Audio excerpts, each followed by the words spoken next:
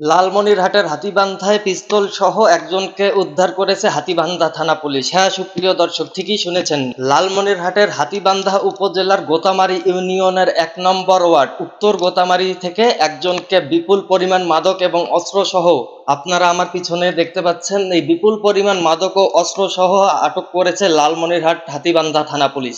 দর্শক, আপনারা আমার পিছনে দেখছেন, সেই সাথে একজনকে কিন্তু গ্রেপ্তার করেছে হাতীবান্ধা থানা পুলিশ। আপনারা দেখছেন ওসি তদন্তের নেতৃত্বে, এই লালমনিরহাটের হাতীবান্ধা থানা ওসি তদন্তের নেতৃত্বে আজকে এই উদ্ধার অভিযান করা হয়েছে। আপনারা দেখছেন সেই আটককৃত ব্যক্তিকে কিন্তু লালমনিরহাটের এই হাতীবান্ধা থানার দিকে নিয়ে আসছে ওসি তদন্তের নেতৃত্বে কিন্তু অভিযান চালিয়ে মাদক ব্যবসায়ী আপেলকে বিপুল পরিমাণ মাদক সহ এবং অস্ত্র সহ পিস্তল এবং 4 রাউন্ড গুলি সহ কিন্তু আটক করে নিয়ে আসছে হাতীবান্ধা থানা পুলিশ। আপনাদেরকে আরেকবার জানিয়ে রাখি, লালমনিরহাট জেলার হাতীবান্ধা উপজেলার গোতামারি ইউনিয়নের ১ নম্বর ওয়ার্ড উত্তর গোতামারি এলাকায় কিন্তু এই উদ্ধার অভিযান চালিয়ে বিপুল পরিমাণ মাদক এবং একটি পিস্তল 4 রাউন্ড গুলি সহ একজনকে আটক করে হাতীবান্ধা থানা পুলিশ। এই মাদক ব্যবসায়ীর বাড়ি থেকে কিন্তু 4 রাউন্ড গুলি, একটি পিস্তল, একটি বিদেশি পিস্তল, 4 রাউন্ড গুলি এবং বিপুল পরিমাণ গাঁজা সহ তাকে আটক করে হাতীবান্ধা থানা পুলিশ।